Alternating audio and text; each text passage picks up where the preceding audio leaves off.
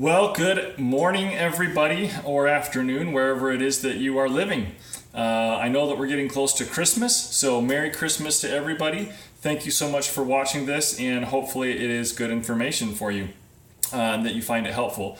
This is a topic that I get questions about all the time, especially when I'm on calls with providers.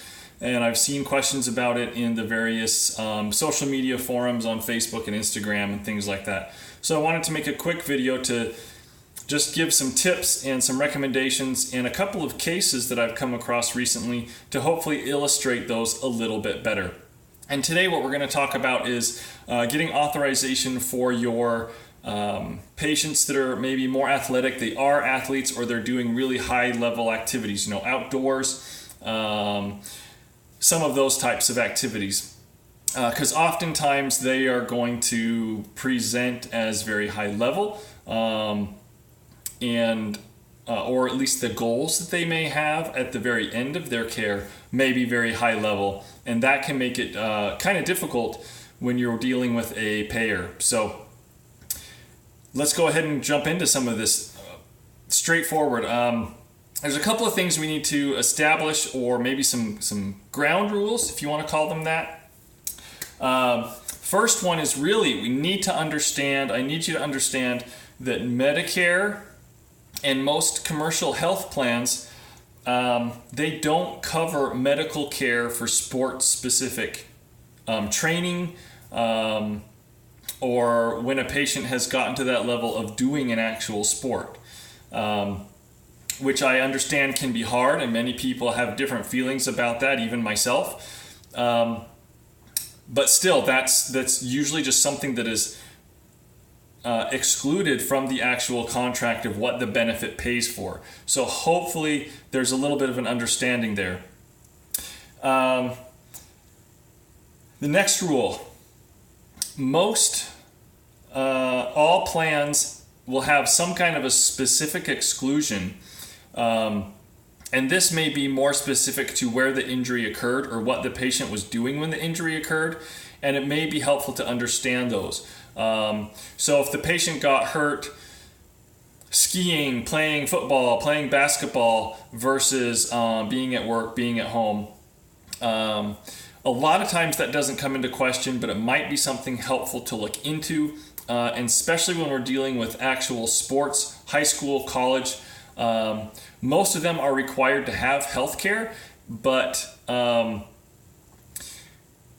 oftentimes the plan that they would be on under their parents doesn't actually cover what needs to be covered for the sports, and there are actual individual plans that they can get for that. That's not the purpose of today's video, but just understand that that's something that is available.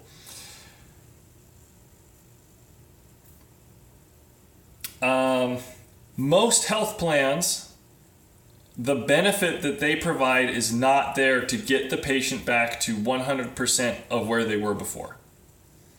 I didn't come up with that. I'm just giving you that information, so don't get mad at me over it. Most health plans are going to look at getting someone to maybe somewhere around 80% of an ability level. There may not be an actual written rule that says that, but that's kind of the benchmark that they may be looking towards, as far as once a patient is at that point, they should be able to progress themselves. The need of care should be somewhat quite a bit reduced. So maybe you're only seeing them, once a month or something to follow up, or the patient is finally able to be discharged. So keep that in mind. Also, we've talked about this before. I'm not going to go into what these definitions are. I have resources on my blog, resources on other videos, and on my website, awittypt.com, that the care must be skilled, and it must be reasonable and necessary. So if the patients are doing repetitive exercises in the clinic, that's not skilled. They can do that at home. And if the patient is able to do a lot of things on their own, they're able to go out on the field and run drills, they're able to actually participate in the sport, you have gotten them to be able to do the sport. So their benefit may not pay for that because that care it's not really necessary anymore. They've gotten the benefit out of it. So then it becomes a question of, well, maybe this needs to be something that goes towards a cash program or something else. And one last thing, the health plan's definition of normal ability is going to be different than yours and the patient's, right? Because many patients are going to say, well, my daily activity includes going to the gym. It includes playing basketball. It includes football. It includes rock climbing. But that's not the same definition of what the health plan may indicate. So that's a definition you may need to look up, get better familiar with for each health plan, because they may actually be different. But in general, they're going to be talking about activities that someone does on a normal basis to get through life and being able to survive. So being able to get in and out of bed, being able to use the restroom, being able to eat, self-care and hygiene, sleep, work, take care of your family. Those are more of the activities they are talking about. All right, so I've got 7 tips. I'm going to try and be pretty quick about these with some simple examples, and then I've got a couple case examples that I'm going to go through to illustrate a little bit more of these tips. Okay? First tip. Be clear and upfront in your documentation on if the patient is participating or is not in some kind of a sport, recreational activity, or a hobby. Especially if they are not participating. This is something I see all the time.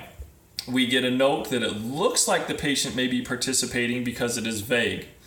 Care is limited or possibly not approved. The provider wants a peer-to-peer. We talk to them, and we come to find out that the patient, they're not running. They haven't been to practice yet. They're still using crutches, things like that. So oftentimes that information is left out, which is very helpful to establish that, okay, the patient, even though their end goal is to be able to participate in their sport, they're nowhere near that sport, okay? So be clear about that. Try and be objective as much as you can, whether they are or are not participating, okay? Second tip for documentation and in general. Now this may sound a little odd, and I don't mean to not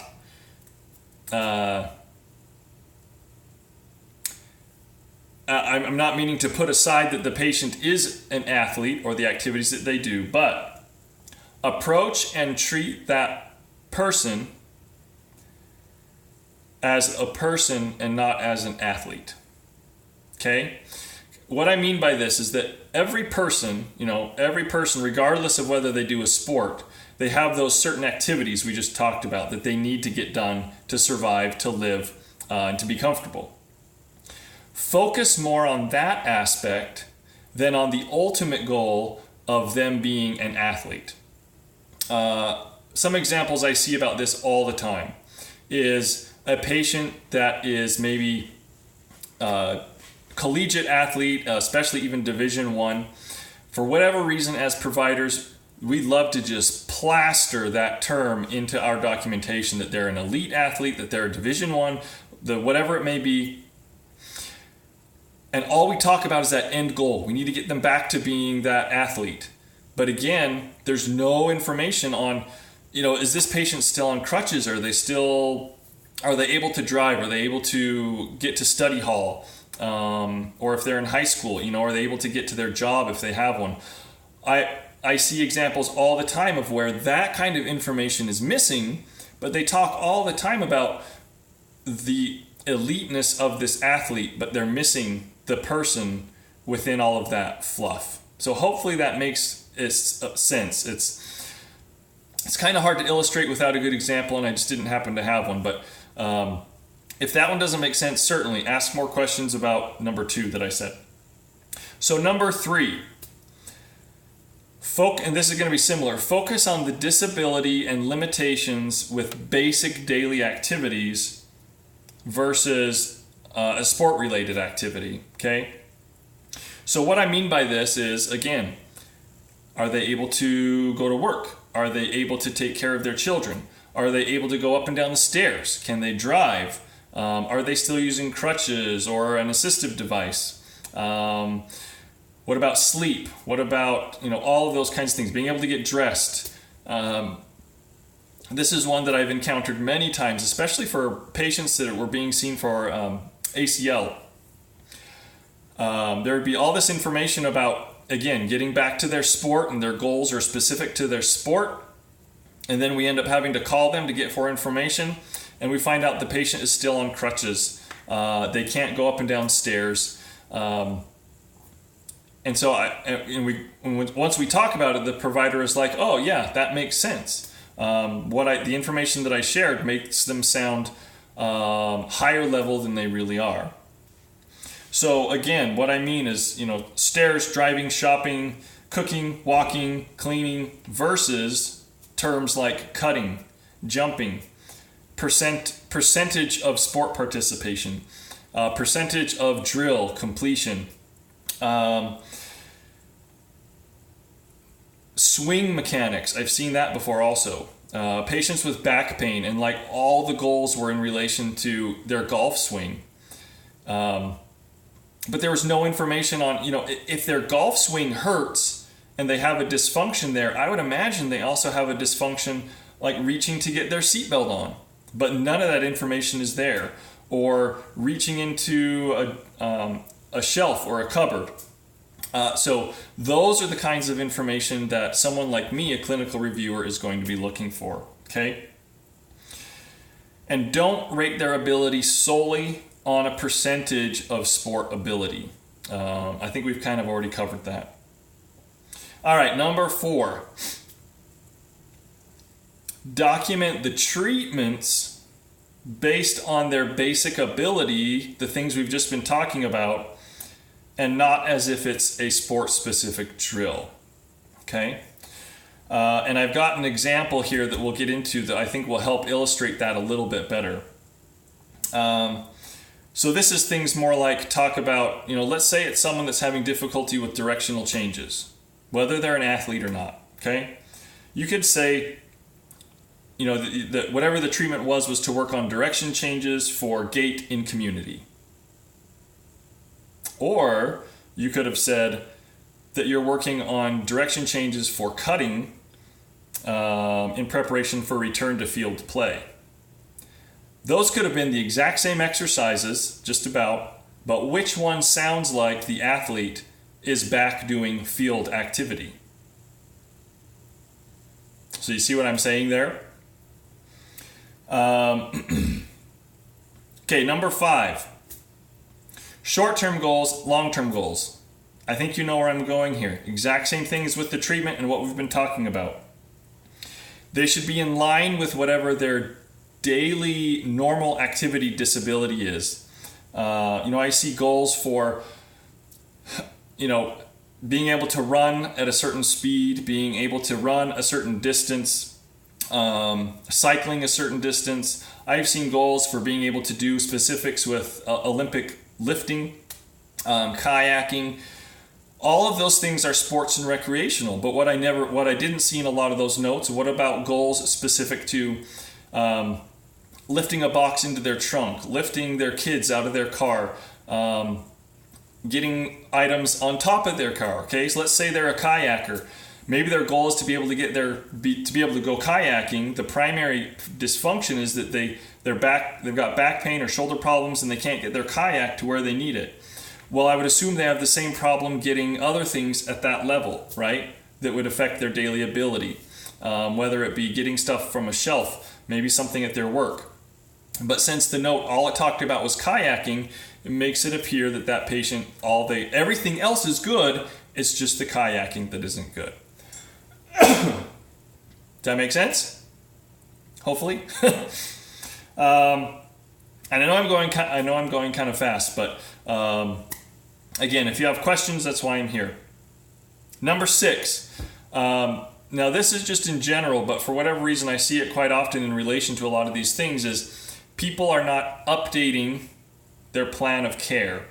And so what I mean is, as these patients progress to being much more dynamic in what they're doing, and you can kind of read it within the note that they're probably not going to therapy as often, you get to the bottom and where the plan is, and they've still got like a super high frequency, 2 to 3 times a week for 6 to 8 weeks.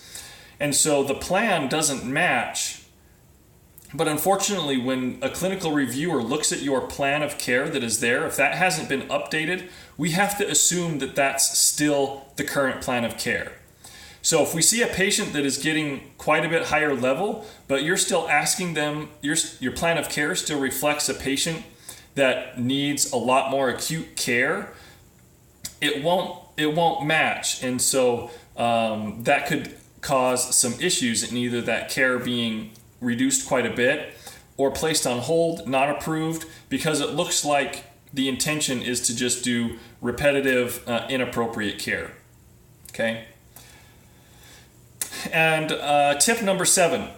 This is a little bit more of just maybe changing your mindset and the paradigm around how you treat these patients from day one.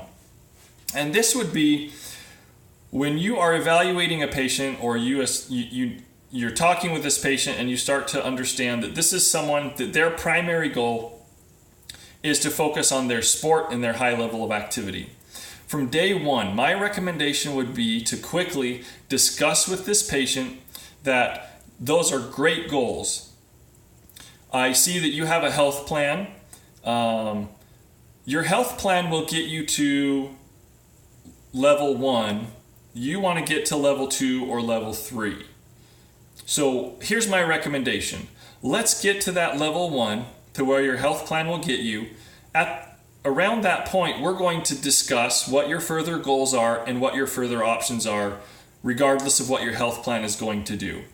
Because we have all kinds of other options here that we can offer you. Okay? So at that point, that patient knows you have other options besides what their health plan may pay for. And you've already opened the door to discuss the possibility of cash pay or other options. And so that patient will keep thinking about it all that time as you're building rapport with them, as they're getting comfortable with you, as they're improving. So instead of you get to the end, you've never had that discussion, all of a sudden you find out that the health plan no longer approves care, because this is what happens most often. The provider then comes to the patient, I'm sorry, we need to cut off care because your health plan says you can't come anymore. That may kind of be the truth, but which one seems much more patient-centered and whole patient-centered, and that you want to care about the patient regardless of what their health plan is going to allow for them, okay? So just something to think about. So let's jump into the case studies. Emma, if you're still on, thanks. I know that we're really low numbers today, so hopefully more people will watch this later. All right, so I'm going to share with you a quick example of someone that, excuse me, that it appears they are approaching sport level activity. And then I'll kind of give you a synopsis of what happened with this one. All right, so patient status. Patient feels sore today. Patient feels sore today from doing the home exercises. Says the pain she feels in her left shoulder feels the same as it did during previous visit. Current pain rating is 6 out of 10. Additional evaluative findings. Painful arc at 110 degrees of abduction. Tenderness in the bicipital groove, AC joint, and biceps. Okay. Treatment provided today. External rotation, 2 sets of 10 with red TheraBand. Internal rotation, 2 sets of 10, red TheraBand.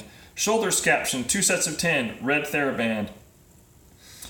Patient education, 5 minutes discussed with patient and mother specific basketball drills she can or cannot do. Wrote note for patient to give to coach regarding these instructions. There was some Therex ball, yellow Therex ball, seated pulleys, some pull downs, scapular retractions. and then some manual therapy. Okay. Assessment. Patient lacking shoulder abduction, which was clearly identified. Pain limitation at end range. The patient would continue to benefit from skilled treatment to address functional deficits. The patient was able to successfully complete additions to the treatment program without reported increase in pain. The plan: reassess the patient's tolerance in response to manual therapy and exercise treatment at the next visit. Continue to incorporate open chain strengthening and stabilizing exercises. Assess patient's response to basketball-related exercises. Okay, sorry, that's a lot of reading. There are some things in there that identified this case as someone that is getting close to returning to sport. And I think we probably all heard where I said that they were given specific basketball drills that they can or cannot do. Another thing to note is that a lot of the exercises with the TheraBand and the TheraBall, those are quite repetitive, right? 2 sets of 10, 2 sets of 10, 2 sets of 10. You can give someone a band and they can do that at home. They can substitute something for a TheraBall. And there was no information on if that was something that was updated just that treatment, or maybe have they been doing that for a long time. The 110 degrees painful arc, that obviously is not functional.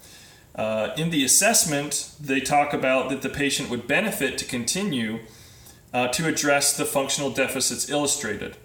Well, the only real functional deficit illustrated was the painful arc at 110 degrees. So you could certainly argue that functional deficit could be addressed mostly with a home program, right? So we don't know if there really are other functional deficits. And primarily they're talking about basketball-related drills. Now this note could have a lot better information. Ultimately what happened in this case is a few visits were given, and then with the plan being if they send another request that we'd be watching to see how much more they go into basketball and if there's a lot of repetitive care. And we'd be watching for further deficits like an outcome score, like a dash score, which wasn't given here, or a Spady score, which wasn't given. Ability with daily tasks. I believe this patient was young. What about a backpack? What about carrying, kids don't have books in school anymore, really. Being able to do her homework, or if she has a job, those kinds of things we'd be looking for, okay? So I'm going to move on to, here's a more specific one. This one is about running, and you'll get that. Current subjective. Patient reports she did a 3-mile run 2 days ago and a 2.5-mile run yesterday and tolerated these without symptoms. As she is preparing for her upcoming half marathon, notes that she is also tolerating coaching basketball without symptoms. She is tolerating home exercise program well. Let's see, initial information. Has a 7-month complaint of right lateral hip pain. Symptoms are aggravated with prolonged sitting and standing. Her symptoms began when she was training for a half marathon in January. She had been running 2 times a week for 3 miles. She increased her frequency to 5 times a week. Initially, she just had lateral hip pain and eventually developed snapping. She saw PT at another location for 1 month, which was somewhat beneficial. She was discharged early to check for a stress fracture. X-rays were negative. She was able to run the half marathon in April, but she had significant pain afterwards. Since the half marathon, she has stopped running and her pain has subsided. Now she does not feel comfortable to begin running again. She is not currently working, but is looking for a job. Okay, so I'm going to stop right there. I'm going to give you some time to just think for a second. Based on the tips that I've given you and what we've read here, what's the primary goal of this patient?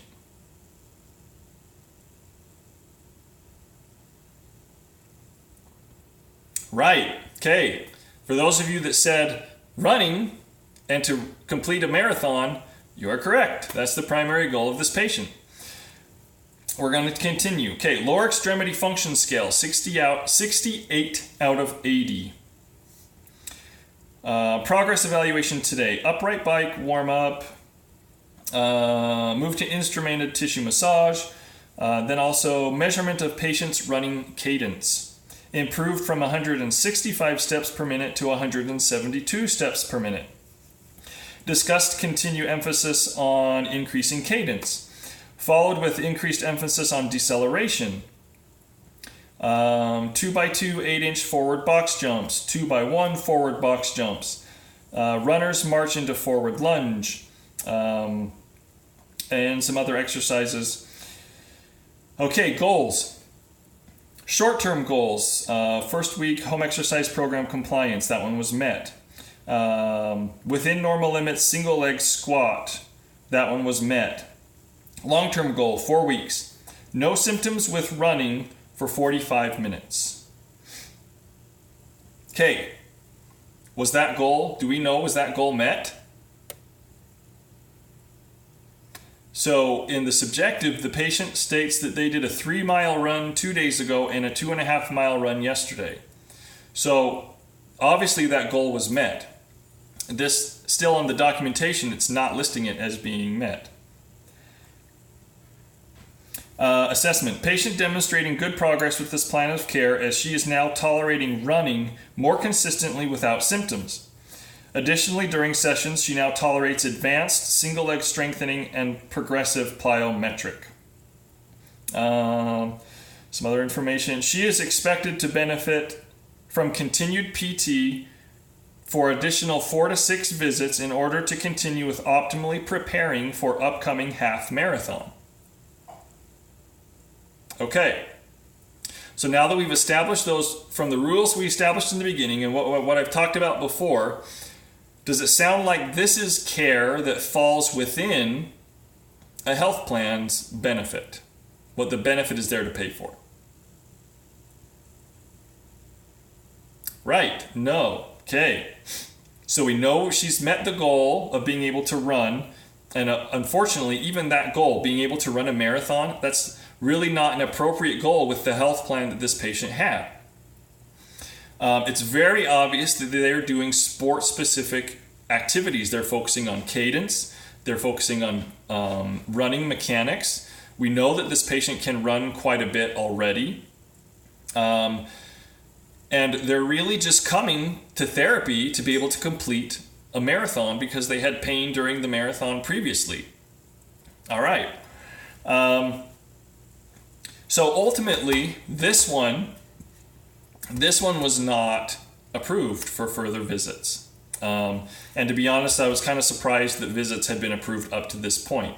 And that may have just been, some health plans will give a certain number of visits regardless of the information to start care, okay? Now, to talk about this one again, a few things of note, not just the running, but her LEFS score was 68 out of 80. I believe that's like almost an 86, 87% ability level, okay? But also, what kind of things are missing? And maybe she doesn't have any problems with this at all. But we don't know. All we know is that she doesn't have a job because she doesn't have a job. But we don't know about any other daily activities. There's nothing in there about stairs, about sitting for a prolonged period of time, for lifting something, for any of those, kneeling even. That's even a fairly basic daily activity, being able to kneel for a short period of time. There's no information about that, right? This note was completely about running. That's it. It was about running. Okay? And that's the sport. And unfortunately, their health plan is not there to cover sport-specific activity. Okay? So hopefully those examples were helpful. I could certainly come up with other ideas if you have questions in the future. One other thing I wanted to mention really quick is there is a difference between return to sport and sport-specific. We can certainly help someone prepare to return to their sport, right? And so this is what I mean by, if they're not actually participating in their sport, be clear about that. And that, of course, you can show them some things to work on to prepare to return to sport, but if they're at a fairly high functional level, the the assumption is that they can do most of that at home. You need to trust them to do that home program. They come back in, you progress it, and then you trust them again to work on that, okay? And that's different from sport-specific training. There certainly is some coverage for getting someone back to at least a point to where they could then return to their sport, okay? Now there's also a gray area with teenagers, children and teenagers, especially like through high school and even into some of college. There is a basic understanding that especially kids, adolescents, younger adults, they are going to be more active, especially if they have gym class or they have some kind of sport participation. If they're having trouble with a sport or an activity, talk more about that, gym class, being able to go to their, participate in their high school sport. That's, again, you're starting to get into those fuzzy areas. But again, if they haven't actually returned to the sport, it's all about how you document it, okay? So hopefully some of this information was helpful. I'm glad that I was able to share some of it. This is a topic we could go on forever. We could share all kinds of examples, but I just wanted to at least get those tips out to you because I know a lot of people had been asking for them in the group that I have, a group, well, if you're listening in the group, Dark Secrets to Skilled Care over on Facebook. So I've already gone over 30 minutes. I think that's plenty of time to talk about this, at least for now. If you have questions, post them in the comments, post them in the group. Wherever you can reach me, you can find my email on my website at awittypt.com. That's awittypt.com.